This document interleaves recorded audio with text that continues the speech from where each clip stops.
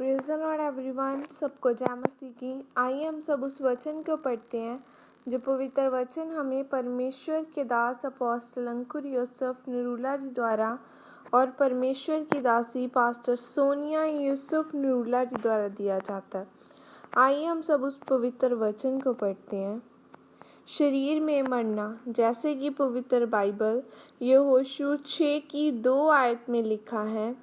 फिर यहोवा ने यहोशू से कहा, सुन, मैं यरीहो को उसके राजा और शूरवीरों समेत तेरे वश में कर देता हूँ। आमीन।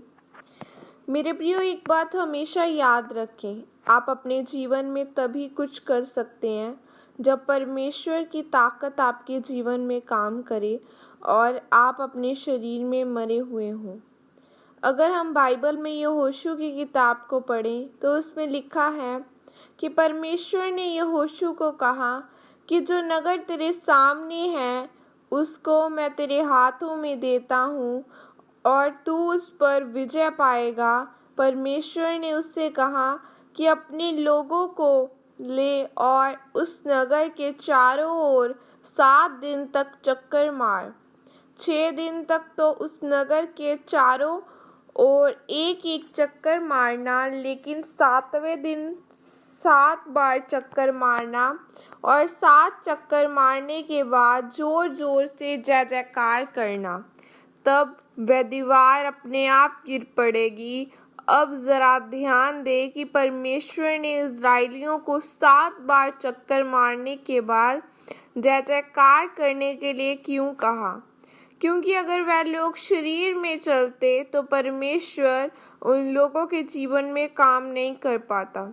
इसलिए परमेश्वर ने इज़राइलियों को 7 चक्कर मारने के लिए कहा, क्योंकि 7 चक्कर मारने के बाद उनकी शरीर की ताकत खत्म हो जा चुकी थी और जब वे अपने शरीर में मर गए तब परमेश्वर ने अपनी ताकत दिखाई और दीवार को गिराकर उनके जीवन में काम किया। मेरे प्रियो, जब तक आपके साथ परमेश्वर की ताकत नहीं जुड़ जाती तब तक आपकी अपनी ताकत कुछ नहीं कर सकती। अगर आप ध्यान से बाइबल को पढ़ें तो लिखा है कि यरीहो की दीवार अंदर की ओर से बाहर की तरफ गिरी थी, क्योंकि अगर वह अंदर की तरफ गिरती तो उनको लगता कि इज़राइलियों ने धक्का मारकर उसे गिराया, लेकिन उस दीवार का बाहर की ओर गिरना यह साबित करता है कि परमेश्वर का आत्मा उनके साथ है। याद रखें, अगर आपके जीवन में वचन और प्रार्थना है तो जिस तरह परमेश्वर के आत्मा के द्वारा यरीहो की दीवार गिरी, उसी तरह से आपके जीवन में से हर एक दीवार जो शैतानी है, श्रापों की है, वह परमेश्वर के आत्मा के द्वारा गिर जाएगी। लेकिन अगर आपको अपने शरीर के ऊपर भरोसा होगा तो फिर परमेश्वर का आत्मा काम नहीं करेगा और जब आप शरीर में मरेंगे तब परमेश्वर का आत्मा आपके जीवन में काम करेगा। मेरे प्रियो, बाइबल बताती है कि प्रार्थना आपके शरीर की अभिलाषाओं को खत्म कर देती है। परमेश्वर की हजूरी आपकी शारीरिकता को खत्म कर देती है और फिर आप नया बन जाते हो। मेरे प्रियो, इसलिए अगर आप चाहते हैं कि परमेश्वर आपके जीवन में काम करे तो आपको शरीर में मरने की ज़रूरत है। आप तब ही परमेश्वर को खुश कर पाएंगे जब आप शरीर में मरे होंगे और अभिलाषाओं और लालसाओं में मरे होंगे। फिर शैतान आपके जीवन में काम नहीं कर पाएगा और आपके जीवन में कोई भी शैतान की दीवार नहीं होगी। आमीन। यह घोषणा प्रेरित अंकुर नरूला जी की तरफ से आपके लिए की गई है।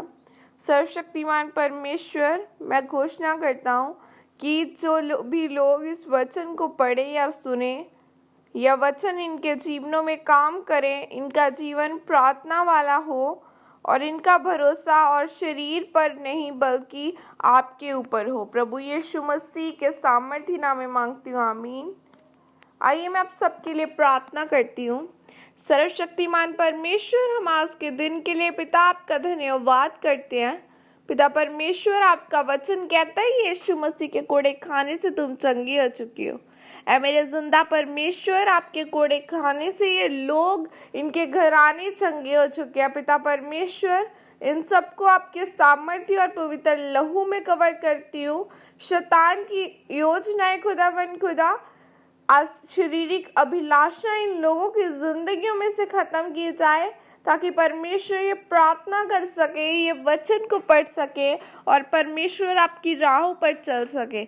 इन सबको आपके सामर्थ्य हाथों में कवर करती हूँ। आपका आत्मा इनकी जिंदगियों में रहे, इन्हें आशीषित करे। प्रभु यीशु मसीह के सामर्थ्य नाम में मांगती हूँ, आमीन।